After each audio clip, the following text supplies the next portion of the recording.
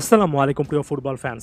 ব্রাজিলের সামনে দুটো ম্যাচ রয়েছে, একটা ভেনেজুয়েলার বিপক্ষে অ্যাওয়ে ম্যাচ, তারপরে উরুগুয়ের বিপক্ষে হোম ম্যাচ। এবং আমি এখানে ক্লিয়ারলি প্রথমত বলে নিতে চাই যে সাম্প্রতিক সময়ে ব্রাজিলের কোচ ডরিভাল জুনিয়রকে কেন্দ্র করে যে কিঞ্চিত অনিশ্চয়তা দেখা দিয়েছে এবং যেটার প্রেক্ষিতে ব্রাজিল ফুটবল ফেডারেশনের চিফ এডল্যান্ডো রদ্রিগেজকে রীতিমতো স্টেটমেন্টের মাধ্যমে বলতে হয়েছে ডরিভাল জুনিয়রকে তারা আপাতত রাখার চিন্তা ভাবনাই করছেন।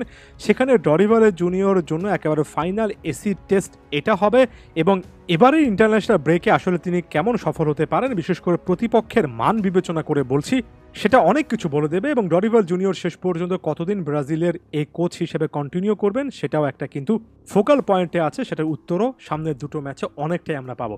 সর্বশেষ ইন্টারন্যাশনাল ব্রেকটা ডরিভালের জন্য ব্রাজিলের জন্য পজিটিভ ছিল, এবারের ইন্টারন্যাশনাল ব্রেকটাতে সেটাকে ক্যারি করার একটা ব্যাপার আছে এবং সেখানে ভিনিসিয়াস জুনিয়র থেকে শুরু করে আরও বেশ কয়েকজন প্লেয়ার খুবই ভাইটাল একটা রোল প্লে করবেন। তবে তার আগে কেন সামনের এই ম্যাচগুলোকে একেবারে এসিড টেস্ট বলছি সেটাও একটু ব্যাখ্যা করে নিই।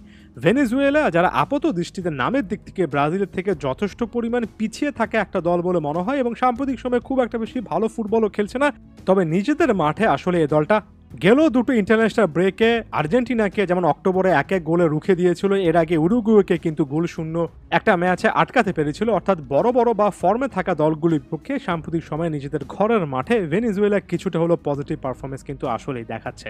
এরপরে উরুগুয়ের পক্ষে ব্রাজিলের ম্যাচটা কেন আসলে কঠিন হবে সেটা নিয়ে নতুন করে কোনো কিছু বলা নেই। উরুগুয়ের কাছে ব্যালেন্সড একটা দল আছে এবং এখানে ব্রাজিলের কোচ ডরিভাল জুনিয়রকে আসলে প্রমাণ করতে হবে। এখন আমি ওই টপিকটাতে আরও একবার ফিরে আসি।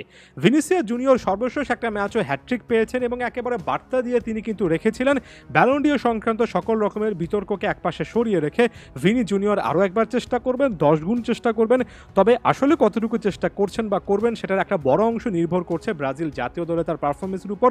জাতীয় দলের জার্সিতে তাকে একেবারে সেরা ফর্মে যদি দেখা যায়, শুধুমাত্র আমার কাছে মনে হয় তার বর্ণাঢ্য ক্যারিয়ার হওয়ার পথে এটাই একটা মিসিং পয়েন্ট হিসেবে থাকছে। যদি ব্রাজিল জাতীয় দলের জার্সিতে ভালো খেলা শুরু করেন এবং ক্লাব ফুটবলে ভালো খেলার ধারাটা অব্যাহত রাখতে পারেন এবং রিয়াল মাদ্রিদে যদি তাদের কামব্যাক মোমেন্টটা পায়, ভিনিসিয়াস জুনিয়রকে আটকে রাখা ইম্পসিবল একটা ব্যাপার হবে। তবে সবার আগে এই যে বললাম ব্রাজিল জাতীয় দলের জার্সিতে ভালো খেলা, যেটা আসলে অনেক দিক থেকে কঠিন একটা ব্যাপার, সেটাই এবার কিন্তু এই প্লেয়ারটাকে করে দেখাতে হবে। এখন ফাইনাল থার্ডের কথা যেহেতু বলছি, রাফিনা ফ্যাক্টরটা সবসময় আসবে। তবে আমি যে জিনিসটা অনেক বেশি করে আশা করব সেটা হচ্ছে ফাইনাল থার্ডে থার্ড কোনো একটা রেগুলার ফিগার এই ইন্টারন্যাশনাল ব্রেক থেকে ডরিভাল বের করতে পারেন কিনা।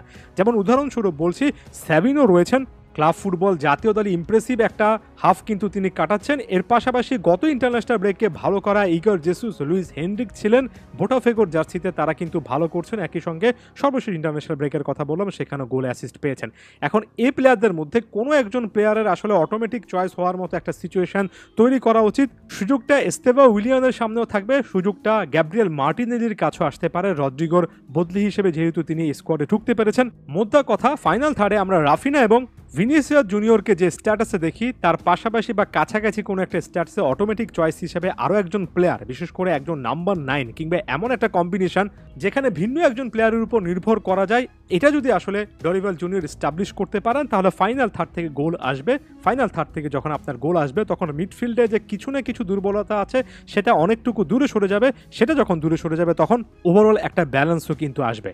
এখন মিডফিল্ডের প্রসঙ্গে আসি। মিডফিল্ডে ক্রিয়েটিভিটির জায়গা থেকে বড় রকমের একটা অভাব অনেক ব্রাজিল ফ্যান পান। তবে আমি তাদেরকে আশ্বস্ত করে এই জিনিসটা বলতে চাই যে দিনের পর দিন লুকাস পাকেতা নির্ভর যে একটা মিডফিল্ড সিস্টেমের কথা বলা হচ্ছে, যেটার সঙ্গে ব্রুনো গিমারেসও যুক্ত ছিলেন। ব্রুনো গিমারেসকে একপাশে রেখে বলছি, আন্দ্রেস পেরেইরা ফুলহামের জার্সিতে যে পারফরমেন্সটা দিচ্ছেন, ফ্ল্যামেঙ্গোর জার্সিতে গ্যারসন ইনজুরি থেকে আসার পরে যে পারফরমেন্সটা দেখছেন, এই পেরেইরা বা গ্যারসন যদি এই দলটাতে অর্থাৎ ব্রাজিল দলে আস্তে আস্তে যুক্ত হতে পারেন এবং তাদেরকে আন্দ্রের মতো প্লেয়ার কিংবা ব্রুনোর মতো প্লেয়ার যদি সাপোর্ট দিতে পারেন, তাহলে মিডফিল্ডটা কোনো না কোনো একটা ইন্টারন্যাশনাল ব্রেক থেকে ভিন্ন রকম বলে মনে হতে পারে। আমার কাছে মনে হয় সিলেকশনের জায়গা থেকে এখনও ব্রাজিলের কোচেরা সেরা মিডফিল্ড ট্রায়ো বা সেরা মিডফিল্ড পিভট সিস্টেম কিন্তু আসলে সিলেক্ট করতে পারছেন না, তাই এটা একটা বড় চিন্তার জায়গা। ডিফেন্সে আলাদা করে কোনো কিছু বলতে চাই না, লিও অর্টিজ এসেছেন এডার মিলিতর পরিবর্তে। নটিংহাম ফরেস্টের মুরিলো গেম টাইম পাবেন কিনা সেটার দিকে তাকিয়ে থাকবো। ফুলব্যাক পজিশনে সর্বশেষ ইন্টারন্যাশনাল ব্রেকে একটা পজিটিভ ভাইব তৈরি করা আপনার ভিনিসিয়াস এবং তার সঙ্গে ভ্যান্ডারসন, এই প্লেয়ারদের দিকে কিন্তু নজর রাখতে হবে। ফুলব্যাক পজিশনে পরিবর্তনের ডাক কিন্তু ডরিভাল জুনিয়র দিয়েছেন, এটা পার্মানেন্ট করতে পারেন কিনা সেটা এখন দেখার বিষয়। এ হচ্ছে ওভারঅল একটা আলোচনা। এমন টাইপের আলোচনা আপনাদের কেমন লাগছে অবশ্যই ফুটবল ফ্ল্যাগের কমেন্ট বক্সে জানাবেন।